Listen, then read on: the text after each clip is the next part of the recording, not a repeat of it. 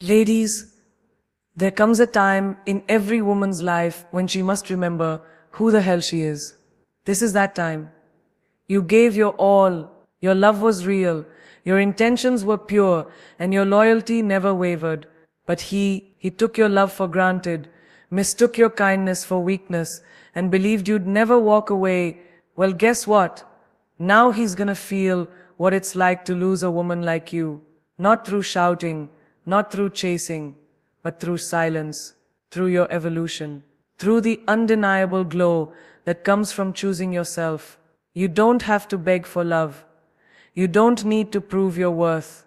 The moment you stop trying to fix what he kept breaking is the moment he starts to feel the weight of his own foolishness. Let your absence speak. Let your peace haunt him. Let your growth remind him daily of what he lost. Not because you want revenge, but because you finally understand that you are the prize. So don't look back. Don't check his page. Don't hope he texts. You're not trying to make him hurt. You're just making sure that next time, he won't forget what it felt like to lose a woman who brought everything to the table, before anything else. You must know who you are, not just on the surface, not just your name, your job, or how others see you, but deep within. You need to reconnect with the woman who has weathered storms, who has loved even when it hurt, who has stayed soft in a world that tried to harden her. That's not weakness. That's strength beyond measure. You loved him with a heart that was open, raw, and real. You gave more than you were ever asked to, and sometimes even more than you had to give. You were his safe place, his home, his peace. You showed up, emotionally, mentally, spiritually, expecting only what you gave in return, honesty, loyalty, and effort. But instead you were met with inconsistency, neglect, and the kind of love that only shows up when it's convenient. Let that sink in, not to shame yourself, but to wake yourself up. He didn't pull away because you lacked something. He pulled away because he didn't know what to do with someone who was everything.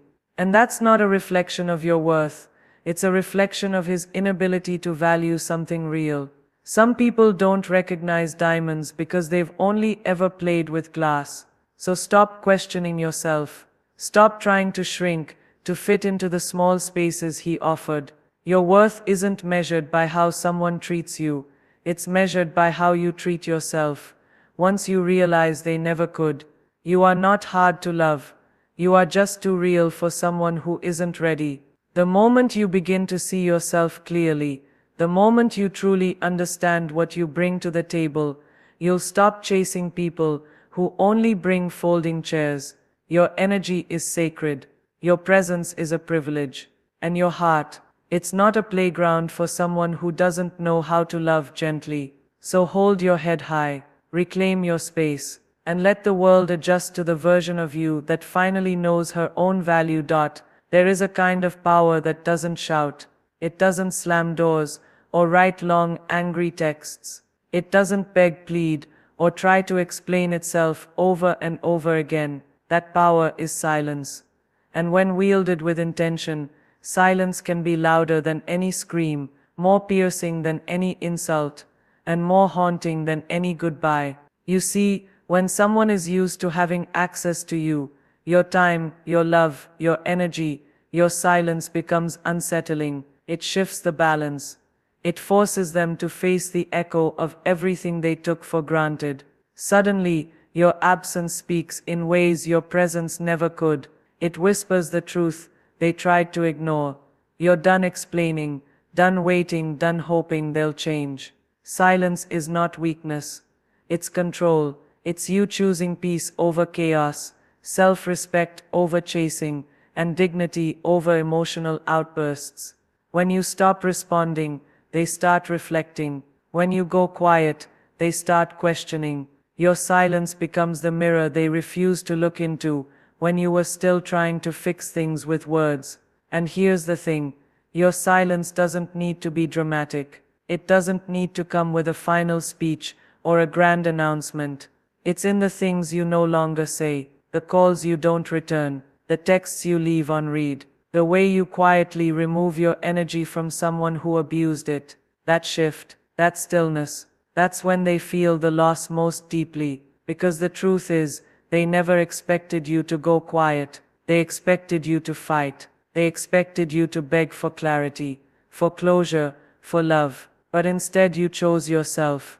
You chose to heal without an audience, to walk away with grace, to say nothing, not because you didn't care, but because you finally did. And while they're scrolling, wondering if you've moved on, while they're replaying memories, hoping for a reaction, you're over here building peace, protecting your energy, and writing a new chapter where their noise no longer has a place. Silence isn't the absence of power, it is power. It is the loudest way to say, I'm done, and nothing confuses someone more than a woman who no longer needs to be heard to be felt.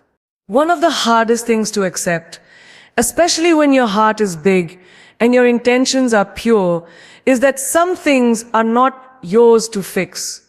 Not every broken man is your project. Not every relationship is meant to be repaired, and not every wound was yours to bleed from in the first place. You kept trying to understand his moods, trying to be enough, trying to make it work when he was barely meeting you halfway. You thought love meant holding it all together, even when it was tearing you apart. You were the glue, the forgiver, the one constantly adjusting yourself to keep the peace. Because deep down, you believed that if you just did a little more, loved a little harder, stayed a little longer, he'd finally realize your worth. But here's the truth. You can't save someone who keeps setting the house on fire and then hands you the bucket. You can't keep watering a relationship where you're the only one holding the hose. You can't heal in the same place you're being hurt in. Fixing something becomes self-destruction when it requires you to break yourself to keep it alive. You don't owe anyone the version of you that constantly sacrifices her joy to keep another person comfortable. That's not love. That's survival. And a relationship should never feel like a battlefield where you're constantly dodging emotional landmines just to hold on to the illusion of closeness. Yes, walking away might feel like giving up, but staying in something that drains your spirit isn't strength, it's slow erosion. Letting go doesn't mean you didn't care. It means you cared so much for so long that now you're choosing to care for yourself. You can't fix what someone refuses to acknowledge is broken. You can't teach someone to value you when they're busy testing how far they can push before you break. That's not your lesson to teach. That's their karma to learn. So release the need to be the hero in someone else's story. You don't need to stay in places that keep wounding you just to prove you're loyal. Let go, not because it didn't matter, but because you do. Sometimes the most powerful healing begins with the words, "This is not mine to fix." There's a certain kind of quiet vengeance that doesn't require you to raise your voice, throw shade, or plot your next move. It doesn't involve proving anyone wrong, showing off online, or making dramatic statements. No. This kind of revenge is far more powerful, far more lasting. It's called healing. Healing is what happens when you stop picking at the wounds they left behind. When you no longer need an apology to find your peace. When you wake up one morning and realize without tears, without anger, that their absence no longer stings and their name no longer carries weight. That's when the shift happens. That's when you reclaim yourself. You see, pain is temporary, but so is being lost in it. And while they may have broken your heart, they didn't break you. Your healing is the proof of that. Every step you take forward, every boundary you build, every time you choose peace over chaos, you're writing a new story, one where you are no longer the woman they left behind, but the woman they'll never be able to reach again. Because real revenge isn't looking good, so he sees it. It's feeling good and not caring if he does. It's laughing again, genuinely. It's falling in love with your life, your growth, your reflection. It's showing up for yourself the way you once showed up for him. And let's be honest, there is nothing more unsettling to someone who once had control over you than seeing you thrive without them. That glow, that peace, that energy that doesn't beg, doesn't chase, doesn't break. It rattles them. Because deep down, they know you would have given them everything. And now you're giving that energy to yourself, and to people who actually deserve it. Healing is powerful because it's personal.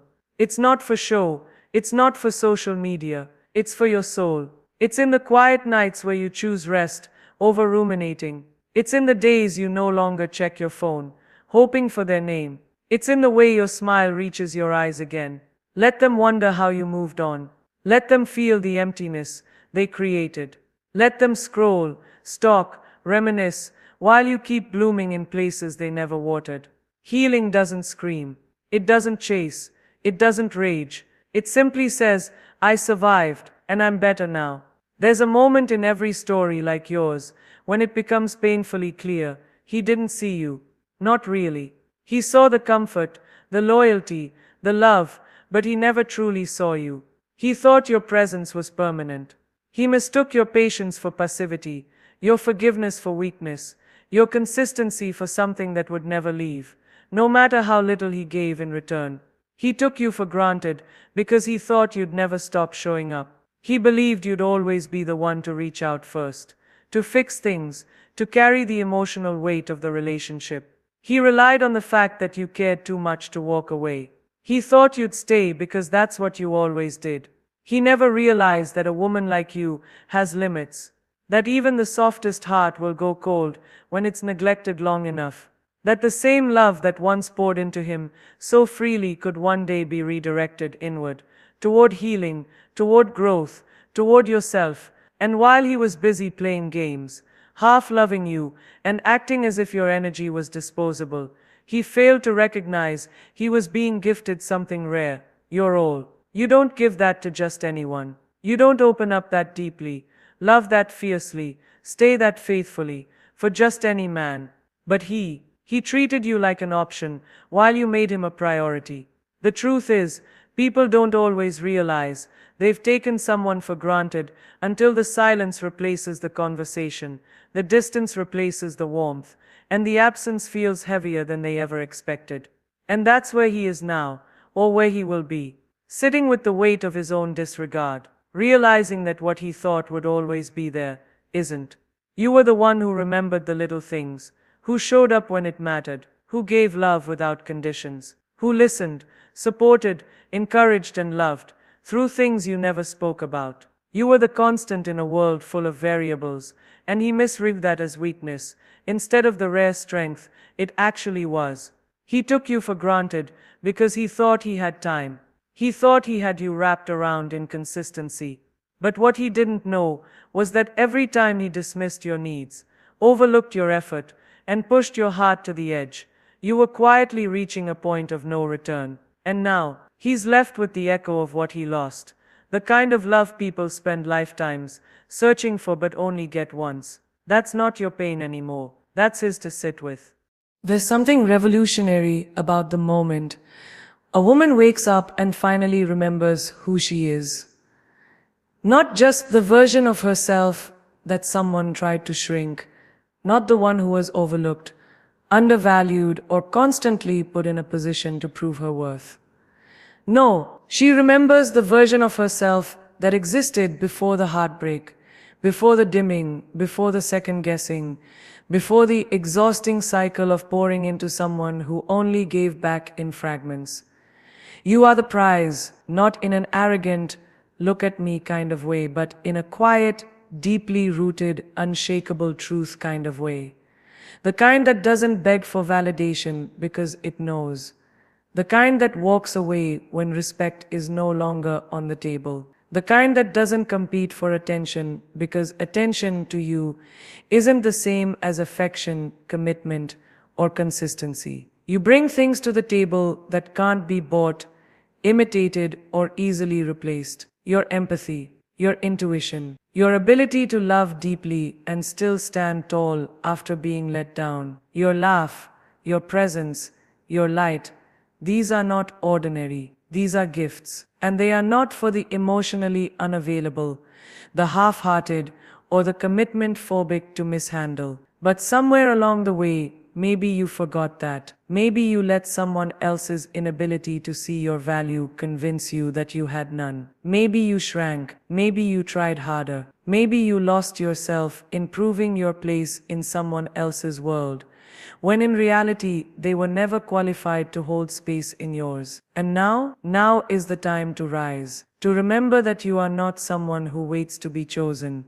You do the choosing, you don't chase, you attract, you don't prove, you embody. When you carry yourself with the confidence of someone who knows their worth, the whole energy shifts, because people can feel when a woman knows she's the prize. It's in the way she walks away with grace, in the way she doesn't flinch when someone tries to devalue her, in the way she holds her boundaries, not out of spite, but out of deep self-love. You are not something to be earned through pain. You are not a reward for someone's inconsistency to eventually figure out. You are the reward, the prize, the miracle they took for granted, the experience they'll never be able to replicate. When the dust settles and the noise fades, you'll come to a crossroads. Do you keep carrying the weight of what was, or do you finally choose you? And that decision, though it may feel wrapped in anger at first, cannot be rooted in revenge, because healing that's built on hurting someone else isn't real healing. It's just a different kind of bondage, and you deserve better than that. You didn't walk away to prove a point. You didn't start healing to make him jealous. You didn't glow up so he'd notice. You did it because your soul was tired, because you were done performing emotional gymnastics for someone who applauded your pain and ignored your effort, because somewhere deep within you, a quiet voice whispered, "This isn't love, this isn't you," and you finally listened. True movement, real evolution doesn't come from bitterness. It comes from clarity, from realizing that staying stuck in a space that was draining you just to spite him means he's still controlling your peace. And peace is sacred. It's not something you sacrifice just to make a point. It's something you protect. So let them wonder,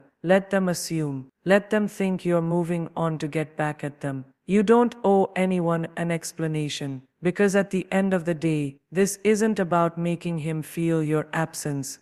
It's about you feeling your presence again. It's about waking up and choosing joy that isn't tied to someone else's inconsistency. It's about rebuilding your self-worth on your terms, not as a response to his rejection, but as a celebration of your rebirth. You're not moving forward to hurt him. You're moving forward because staying hurt was hurting you. And that's a cycle you finally decided to break. So you cut the cord, not to punish him, but to free yourself. You let go, not to get under his skin, but to get back under yours. You rise, not to be seen by him, but to finally see yourself clearly again. Because when you move on for you, the healing is real. It sticks, it transforms you, and it carries you into a future where your joy isn't conditional, your peace isn't negotiable, and your heart finally beats for you. So now, let him feel it. Let him sit in the silence he created. Let him feel the void